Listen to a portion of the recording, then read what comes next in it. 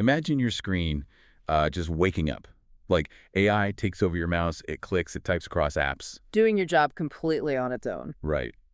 Okay, let's unpack this. Welcome to today's deep dive. It's really great to have you sitting here with us. We have a truly fascinating stack of fresh updates from the AI frontier today. We really do. The landscape right now is just wild. Yeah. Our mission today is to give you a clear roadmap of 4 massive shifts happening right now.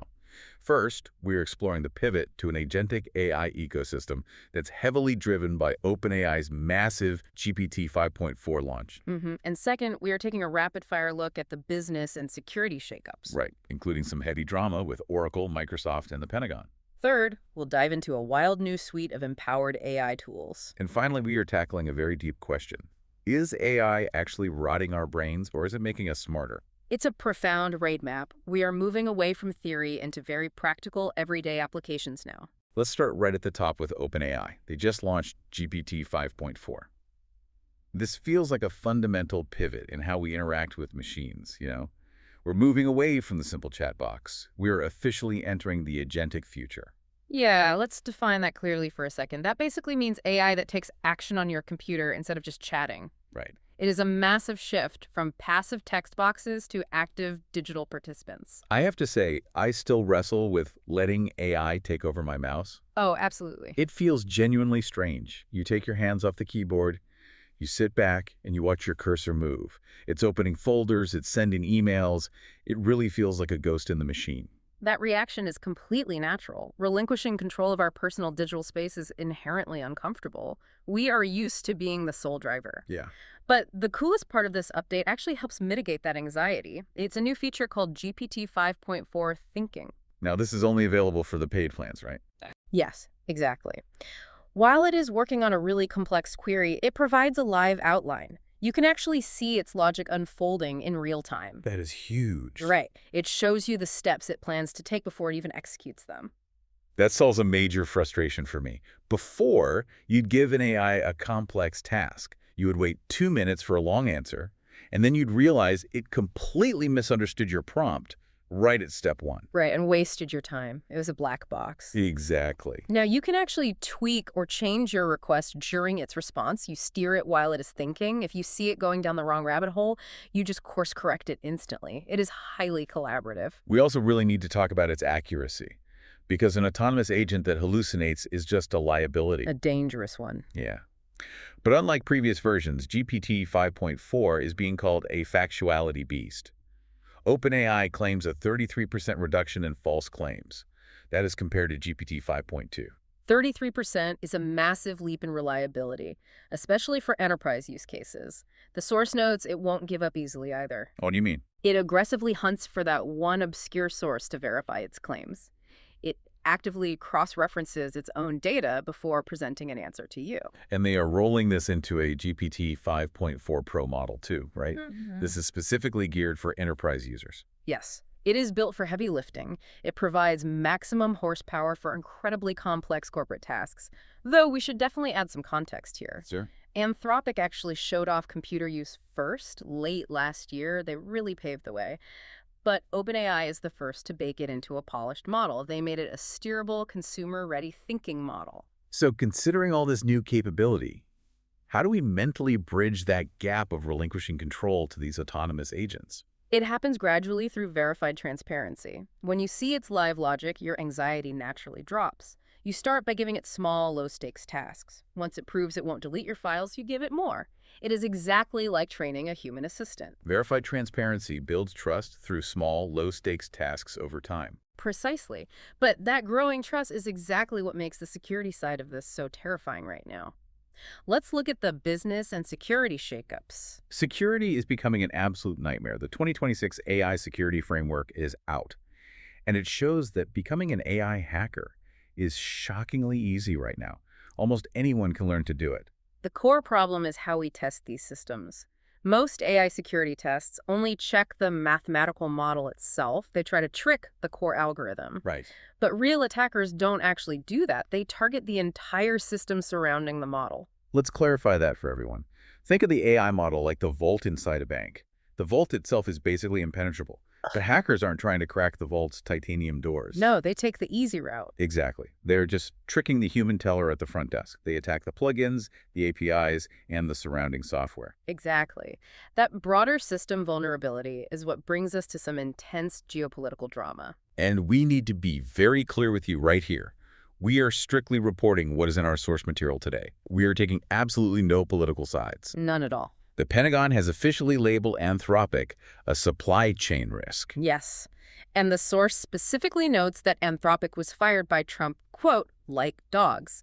It is highly charged language. Very charged. In response to this blacklist, Anthropic has filed a formal lawsuit. They are calling the move legally unsound. Again, we are just sharing the facts exactly as they are presented. No endorsements either way. Let's pivot back to the business side. AI is incredibly expensive to run. Just ask Oracle. Oracle is reportedly axing thousands of jobs right now across various departments. But they aren't doing this because the company is failing. Not at all. They are doing this to fund a massive data center expansion. They're literally trading human headcount for hardware. That is a stark reality of the current AI boom. We are seeing capital reallocated directly from payroll to server farms. Speaking of corporate shifts, the massive OpenAI and Microsoft marriage might be hitting the rocks. There are some very heavy rumors circulating in the industry. The source suggests OpenAI is actively building an internal GitHub rival. Wow. This would be a massive strategic move. It could allow them to potentially ditch Microsoft's infrastructure entirely down the line. All of this immense compute power requires massive energy, and that impacts you directly at home. The White House just got 7 AI giants to sign a ratepayer protection pledge. This is so crucial for the electrical grid. These tech giants are pledging to pay for their own power and grid upgrades. Right, because of the strain. Exactly. The entire goal is to protect your personal electric bill from skyrocketing. Every time these models train, they draw immense power from the local grid. The money flowing into this infrastructure space is still staggering, though. Together, AI is currently in talks to raise around $1 billion. This puts them at a $7.5 billion valuation. They are seeing 10 times year-over-year growth. They support leading companies like Cursor and Cartesia. It proves the foundational hardware layer is incredibly lucrative right now. With companies like Oracle trading headcount for servers, where is the actual physical ceiling on the power required for AI? It ends when we literally cannot generate enough electricity to power the next training run. Data centers require vast amounts of land, water, and power. The physical limits of our aging grid will absolutely dictate the pace of AI advancement. The aging power grid will ultimately limit how fast AI grows. It has to. We are hitting real-world physical constraints.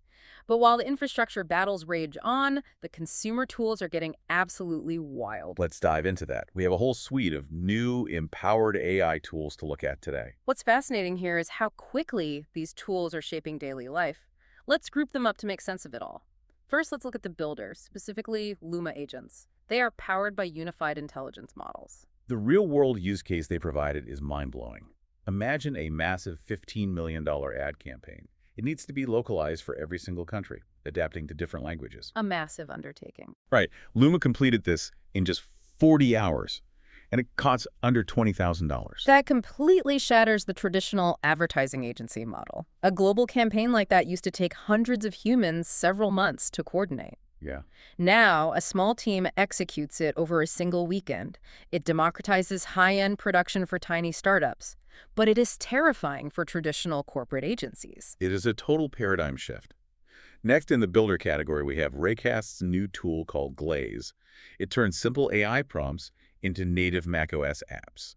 That is a huge deal. Usually, AI tools are trapped inside your web browser. You are limited by web tool constraints. Right. But Glaze generates real apps with full system access. They run natively on your machine. You can join the private beta right now to test it. We also have CourseKit. It turns a standard course sales page into a suite of custom AI tools. It is built specifically for your students. You literally just paste your course URL. It is essentially like stacking Lego blocks of data. You just snap these different capabilities together. You build whatever custom workflow your students need without writing a single line of code.